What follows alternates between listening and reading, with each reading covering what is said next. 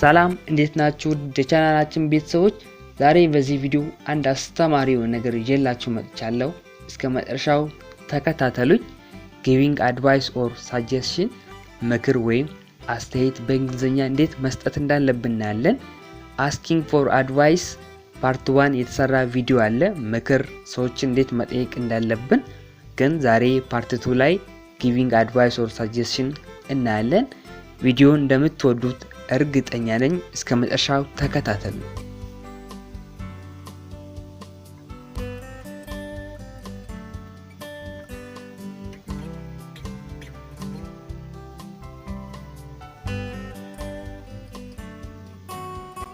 ብዙ አገላለጾች አሉ፣ ግን በብዛት ሃድ በተርን ነው የምንጠቀመው ምክር ለመስጠት ለሰዎች።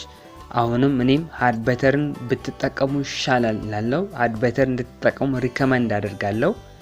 ሃድ በተር በጣም ይመረጣል።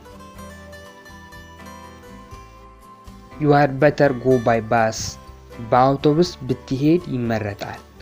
you had better go by bus በአውቶቡስ ብትሄድ ይመረጣል። አንድ ሰው አርፍጃለሁ ብላችሁ እንደዚህ ብላችሁ ምክር መስጠት ትችላላችሁ።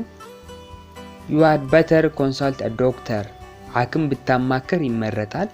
አሞኛል አንድ ሰው ብላችሁ ለዚህ ምክር መስጠት ትችላላችሁ።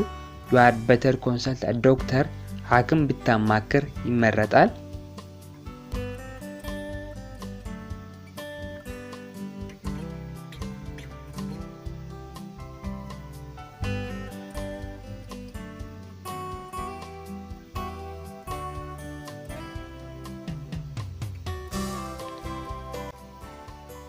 you had better hurry up ብትፈጥን ይሻላል። አንድ ሰው አርፍጃለሁ ሰዓት የለኝም ብላችሁ you had better hurry up ብትፈጥን ይሻላል ልትሉ ትችላላችሁ በእንግሊዘኛ። you had better do it right now አሁኑኑ ብታደርግ ይሻላል። አሁኑኑ ብታደርገው ይሻላል። you had better do it right now አሁኑኑ ብታደርገው ይሻላል።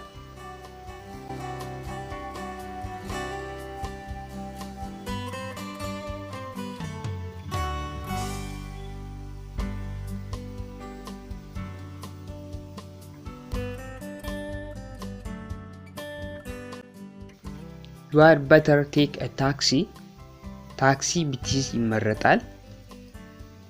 ሰዓት ሄዷል ካለ you had better take a taxi ታክሲ ብትይዝ ይመረጣል። you had better take a taxi ታክሲ ብትይዝ ይመረጣል።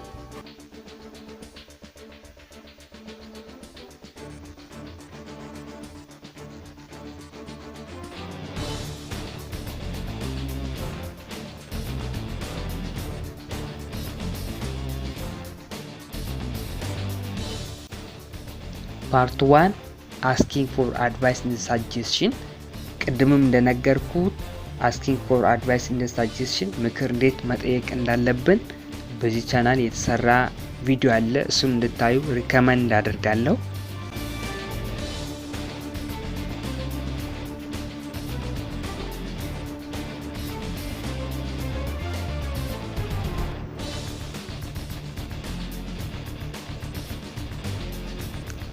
በሌላ ቪዲዮ እስክንገናኝ ድረስ መልካም ጊዜ ይሁንላችሁ። አዲስ ከሆኑ ሳብስክራይብ አድርጉ።